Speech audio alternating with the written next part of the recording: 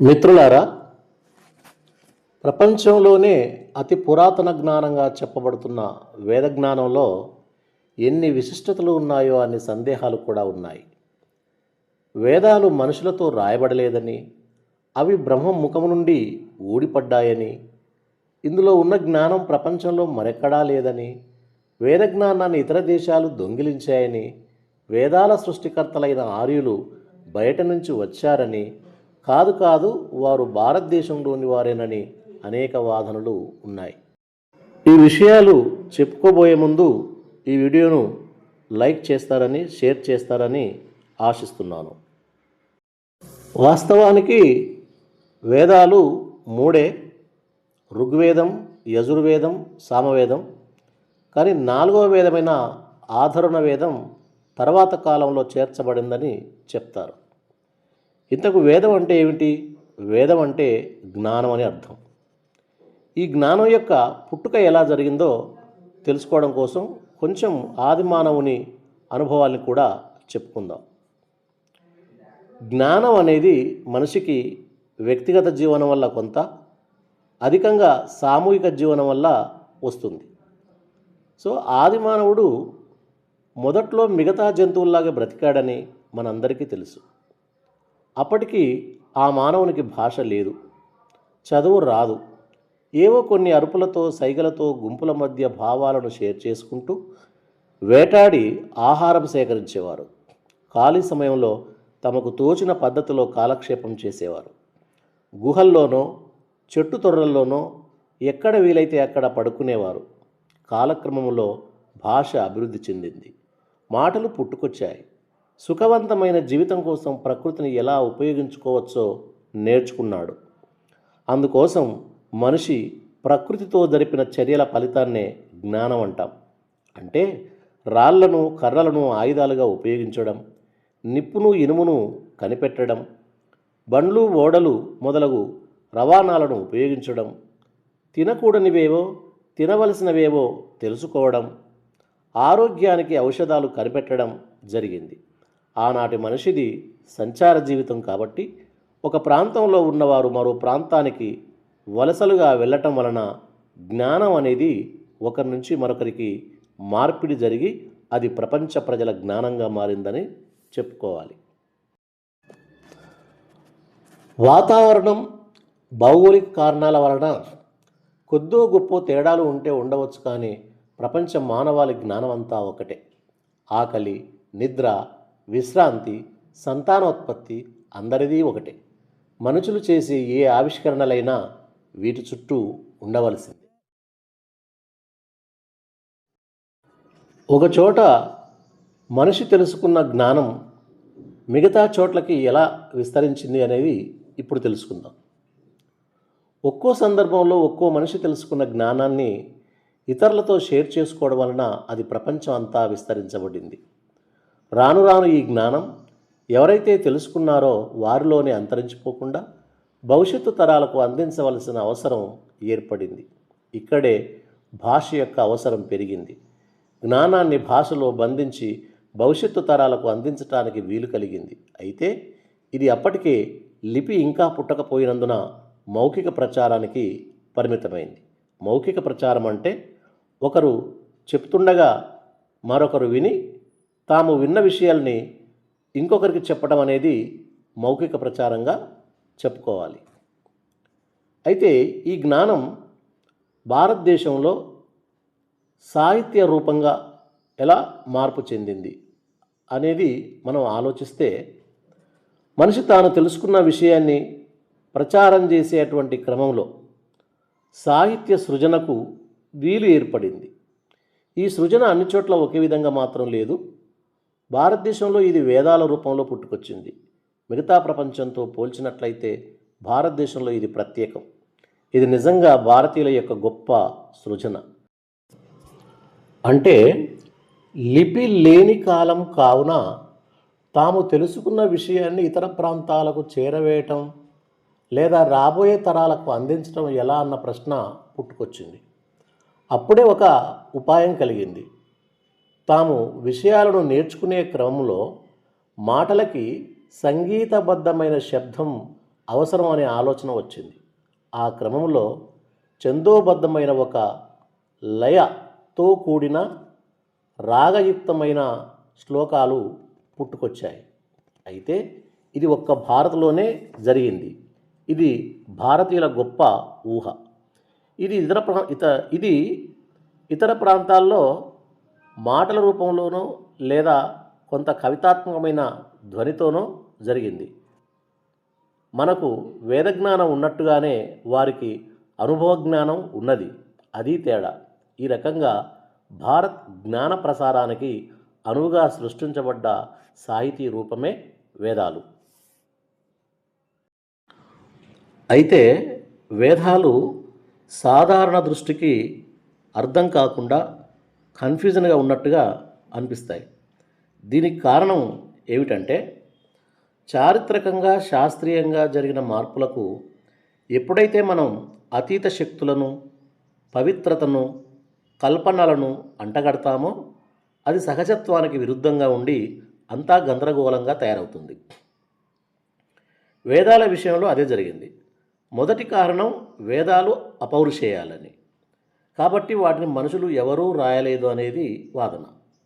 అవి బ్రహ్మ ముఖం నుండి ఊడిపడ్డాయని, భగవంతుడి నుండి లేదా శూన్యం నుండి వాటిని ఋషులు విన్నారని చెప్పడమే ఒక గందరగోళమైతే, అది దేవభాష అయిన సంస్కృతంలో రాయబడ్డాయని, సంస్కృత అక్షరాలు శివుని డమరుకు నుంచి పుట్టాయని చెప్పడం మరింత గందరగోళం.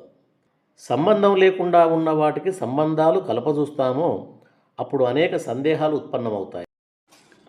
వాటిని సమర్థించుకునేందుకు మరిన్ని కల్పనలు అవసరమవుతాయి. సరిగ్గా వేదాల పుట్టుక పట్ల ఇదే జరిగింది. కానీ నిజం ఏమిటో ఇప్పుడు చూద్దాం. సహజంగానే మనిషి తమది అనుకున్న వాటికి కాస్త గొప్పతనాన్ని ఆపాదించటానికి ఇష్టపడతాడు. లేదా నాటి ఋషులు తమకు తెలిసిన విషయ జ్ఞానం వెనుక భగవంతుని మహత్యం ఉందని భావించి ఉంటారు. ఆ క్రమంలోనే వేదాలు బ్రహ్మ ముఖం నుండి ఊడిపడ్డాయని, సంస్కృత భాష దేవభాష అని, సంస్కృత అక్షరాలు శివుని డమరుకం నుంచెల్లి వినిపించాయని చెప్పడం జరిగింది. కాబట్టి బ్రహ్మ ముఖం నుండి అంటే అనుభవజ్ఞులైన పెద్దల నోటి నుండి చెప్పబడ్డాయని అర్థం చేసుకోవాలి. ఇక్కడ నోరు ముఖంలో ఉంటుంది కాబట్టి ముఖం నుండి అని చెప్పేసి అన్నారు వాళ్ళు. వేద జ్ఞానాన్ని శూన్యం నుండి ఋషులు విన్నారనేది సరైనది కాదు. లేదా శివుని డమరుకు నుంచి విన్నారనేది కూడా సరైనది కాదు. భాష ఎప్పుడైనా ఆదిమానవ దశ నుంచి రకరకాల సంకేతాలతోటి, పదాలతోటి నెమ్మదిగా అభివృద్ధి చెందుతూ ఏర్పడినట్లుగా చెప్తాం. కానీ పైనుంచెల్లి అకస్మాత్తుగా ఊడిపడినట్టు చెప్పడం అనేది శాస్త్రానికి విరుద్ధం. అయితే ఈ వేదజ్ఞానం అనేది కేవలం ఋషులు మాత్రమే తెలుసుకున్నది కాదు అనే విషయం కూడా మనం గుర్తుంచుకోవాలి. మరి ఎలా తెలిసింది అంటే, సామాన్య ప్రజలు సంపాదించిన జ్ఞానానికి సక్రమమైన రూపాన్ని ఇచ్చిన వాళ్ళు ఋషులు అని చెప్పుకోవాలి. కొంతమంది ఋషులు స్వయంగా పనిలో అనుభవాన్ని పొంది తెలుసుకొని చెప్పిన విషయాలైతే, కొంతమంది ఇతర ప్రజల నుంచి తెలుసుకొని చెప్పిన విషయాలు కూడా కొన్ని ఉంటాయి. అంటే సామాన్య ప్రజలు తమ దైనందిన జీవితంలో ప్రకృతితో చేసిన పోరాటంలో అనేక కొత్త విషయాలు కనిపెట్టారు. వెంటనే వారు ఆ విషయాన్ని తమ గుంపుతో మౌఖికంగా పంచుకుంటారు. ఇప్పటిలా అప్పుడు పేటెంట్ హక్కులు లేవు కాబట్టి ఒకరికొకరు హాయిగా ప్రసారం చేసుకునేవాళ్ళు. పెదవి దాటిన మాట పృథ్వీ దాటినట్టు అది సమాజంలో అంతటా సర్వసాధారణమై వ్యాపిస్తుంది. ఈ విషయం అనేది ఋషుల వరకు చేరుతుంది. అలా సామాన్యుల నుండి తెలుసుకున్న ప్రాథమిక జ్ఞానమైన ప్రకృతి రహస్యాలు, మానవ సంబంధాలతో పాటు దేవుడు, జీవుడు, ఆత్మ పరమాత్మల గురించి ఋషులు అనేకమైన చర్చోపచర్చలు చేసేవారు. ఆ రకంగా మేధోమథనం ద్వారా ఆనాటి ఋషులు తెలుసుకున్న విషయాలనే వేదజ్ఞానంగా పిలువబడుతుంది. సహజంగానే అనేక విషయాలు కనిపెట్టిన వారి కంటే వాటిని క్రోడీకరించిన వారి దగ్గరనే సమాచారం ఎక్కువగా ఉంటుంది. కాబట్టి వీరి జ్ఞానానికి ముగ్ధులైన ప్రజలు వీరిని అసాధారణమైన వ్యక్తులుగా భావించి గౌరవించేవారు. దాంతో వీరు ఋషులుగా చలామణి అయ్యేవాళ్ళు. ఓ రకంగా చెప్పాలంటే ఇప్పటి భాషలో ప్రొఫెసర్స్ అని చెప్పుకోవచ్చు మనం. ప్రజల నుండి తమకు అత్యంత గౌరవం లభించడంతో ఋషుల్లో కొందరు తమను తాము అతీత శక్తులుగా ప్రచారం చేసుకున్నారు. వీరు ఏకాగ్రత కోసం ప్రత్యేకమైన ప్రదేశాల్లో ఉండేవారు.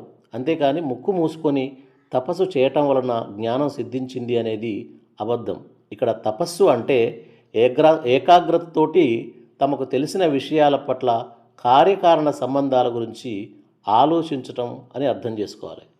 ముక్కు మూసుకొని కూర్చున్నట్లయితే ఇంత జ్ఞానం తెలవదు. ఎందుకంటే ఋషులు పని చేయకుండా, పనిచేసే ప్రజలతో కలిసి తిరగకుండా, వాళ్ళతో మాట్లాడకుండా జ్ఞానం సంపాదించటం చాలా కష్టం.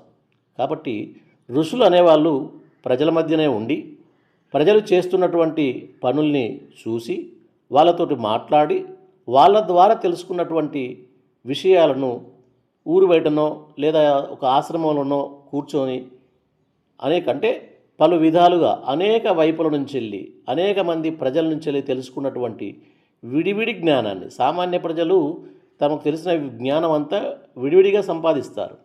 ఆ విడివిడి జ్ఞానానికి ఒక ఆర్డర్లో, క్రమపద్ధతిలో వాళ్ళు ఒక కూర్పు చేసి దాన్ని ఒక స్పష్టమైన రూపంగా మార్చారన్నమాట. కాబట్టి వాళ్ళని మనం ఋషులుగా, వేదాలు సృష్టించిన వారిగా చెప్పుకుంటాం.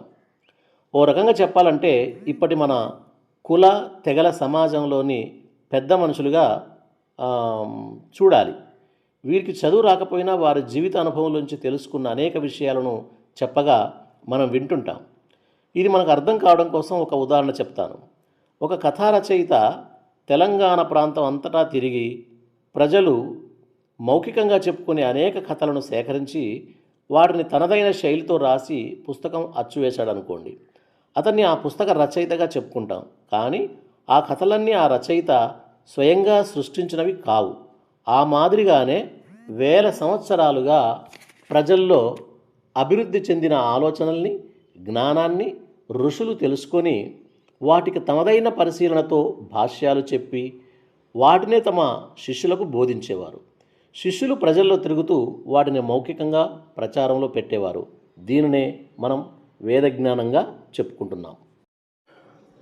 ముఖ్యంగా చెప్పాలంటే వీరిలోని పరిశీలనా శక్తి వల్ల, భాషా నైపుణ్యం వల్ల, అంటే మాటకారితనం. సమాజంలో ఇప్పుడు కూడా మనకు నిరక్షరాస్యులు అయినప్పటికీ కూడా బాగా ఆకర్షణీయంగా మాట్లాడే వాళ్ళని మనం మాటకారి మనుషులు అని చెప్పేసి అంటుంటాం. అట్లాంటి వాళ్ళే ఆనాడు మేధావులుగా రాణించారు. వాళ్ళు చెప్పదలుచుకున్న విషయము సామెతలుగానో, జాతీయాలుగానో లేదా అందమైన పదజాలంగానో ఒదిగిపోయేది. ఈ నైపుణ్యం నుండే శ్లోకాలు ఆవిర్భవించినవి. ఇందులోని గొప్పతనం ఏమంటే మాటలకు శబ్దం అంటే సంగీతం తోడవటం వలన వినటానికి ఆసక్తిగా ఉండడమే కాక విషయ జ్ఞానం ఎక్కువ కాలం జ్ఞాపకం ఉండేది. తద్వారా ఆ జ్ఞానాన్ని తర్వాత తరాలకు అందించడానికి అవకాశం ఏర్పడింది. ఈ ప్రక్రియనే భారతదేశాన్ని మిగతా ప్రపంచంతో పోల్చి చూసినప్పుడు ఒక ప్రత్యేక స్థానంలో నిలబెట్టింది. విషయ జ్ఞానాన్ని ఛందోబద్ధంగా శ్లోకాల్లో బంధించి మౌఖిక ప్రసారం చేయడం భారతీయ ఋషుల యొక్క గొప్ప సృజన. ఇప్పుడు మనం వేద జ్ఞానం ఆవిర్భవించటానికి కారణమైన ప్రజా సమూహాలు ఏమిటి, వాళ్ళు ఎక్కడ ఉండేవారో తెలుసుకుందాం. ముఖ్యంగా ఆర్యులు అనేవాళ్ళు యూరేషియా ప్రాంతం నుంచి వెళ్ళి భారతదేశానికి వచ్చినట్టుగా చరిత్రకారులు చెప్తున్నారు. యూరేషియా అనేది ఐరోపా ఖండానికి, ఆసియా ఖండానికి మధ్యన ఉన్నటువంటి ప్రాంతం. ఇది నల్ల సముద్రం, కాస్పియన్ సముద్రానికి మధ్యన ఉత్తర దిక్కున ఉంటుంది ప్రాంతం. ఇది మైదాన ప్రాంతం కాబట్టి అక్కడ వీళ్ళు నివాసం ఉండేవాళ్ళని, తర్వాతి కాలంలో వాళ్ళు పశువుల్ని మేపుకుంటూ ఇతర ప్రాంతాలకి వలస వెళ్ళారని చరిత్రకారులు చెప్తున్నారు. ఆ క్రమంలో యూరేషియా నుంచి వెళ్ళి రష్యా వైపు ఒక గుంపు, అదేవిధంగా యూరేషియా నుంచి వెళ్ళి కాస్పియన్ సముద్రం యువతల వైపు నుంచి వెళ్ళి వచ్చి భారతదేశం వైపు ఒక గుంపు, అట్లాగే నల్ల సముద్రానికి కాస్పియన్ సముద్రానికి మధ్య నుంచి వెళ్ళి ప్రయాణం చేస్తూ ఇరాన్ వైపు మరో గుంపు వచ్చినట్టు, యూరేషియా నుంచి వెళ్ళి పడమట వైపున అంటే ఇప్పుడు స్పెయిన్, ఫ్రాన్స్ దేశాలు అయితే ఉన్నాయో ఐరోపా దేశాలు, అటువైపున మరో రకమైన గుంపు వచ్చినట్టు మనకు చరిత్రలో ఆధారాలు కనిపిస్తుంటున్నాయి. ఆ రకంగా భారతదేశ సింధు నది పరివాహక ప్రాంతంలో ఆర్యులు వచ్చి అక్కడ అంతకు పూర్వమే ఉన్నటువంటి ప్రజలతోటి కలిసిపోయారని చరిత్రకారుల యొక్క అభిప్రాయం. ఆర్యులు భారతదేశం రాకముందు సింధు గంగా నదుల పరివాహ ప్రాంతంలో స్థానికులు ఉండేవారు. వీరిని ద్రావిడులు అంటారు. వీరితో పాటు నాగులు కూడా ఉండేవారు. వీరు వాస్తవానికి తూర్పు దక్షిణ భారత్కు చెందినవారు. కొన్ని వందల సంవత్సరాలకు పూర్వం సముద్రాల ఉప్పెన వల్ల వీరు సింధు గంగానది వైపుకు వెళ్ళి అక్కడ స్థానికులుగా ఉండిపోయారు. వీరు కాక యూరేషియా నుండి ఆర్యులు, పశ్చిమం నుండి పర్షియన్స్ వచ్చి ఇక్కడ స్థిరపడ్డారు. ఈ రకంగా నలువైపుల నుండి వచ్చిన పలు తెగల యొక్క పరిపాలన, భాషా సంస్కృతుల మేళవింపు నుండి ఏర్పడిందే వేదజ్ఞానం. అయితే ఇందులో ఆర్యులు ఉన్నతమైన స్థానాన్ని ఆక్రమించటం వలన ఆర్యన్ మూలాలు ఎక్కువగా కనిపిస్తాయి. అంతేకాక Greece, Iran, Iraq, Egypt, China మధ్యన వలసల కారణంగా, అంటే ప్రజలు అటు నుండి ఇటు, ఇటు నుండి అటు రాకపోకల కారణంగా ఆయా ప్రాంతాల నాగరికతల, సంస్కృతుల ఆనవాళ్ళు కూడా కనిపిస్తాయి. ఓ రకంగా చెప్పాలంటే గ్రీసు నుండి చైనా వరకు ఉన్న ప్రాంతం అనేక నాగరికతల కూడలి లేదా చౌరస్తా అని చెప్పవచ్చు. ఆయా నాగరికతల మధ్య ఉన్న పోలికలను చూస్తే ఈ విషయం మనకు అర్థమవుతుంది. అయితే ఈ జ్ఞానాన్నంతా వేదాల రూపంలో మలిచిన ఘనత మాత్రం భారతీయులదే. ఓసారి ఇతర నాగరికతల్లో ఉన్న పోలికల్ని చూద్దాం. వేదాల్లో ఉన్న అనేక సంగతులు ఇతర దేశాల నాగరికతల్లో కనిపించడం వల్ల ఆదాన ప్రధాన కలయిక ఉందని తెలుస్తుంది.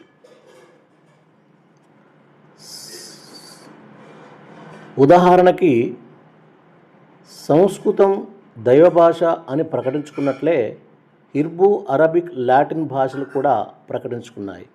అలాగే వేదాల్లో ఉన్న అగ్నికి మిగిలిన వాటిలో కూడా ప్రాధాన్యత కనిపిస్తుంది.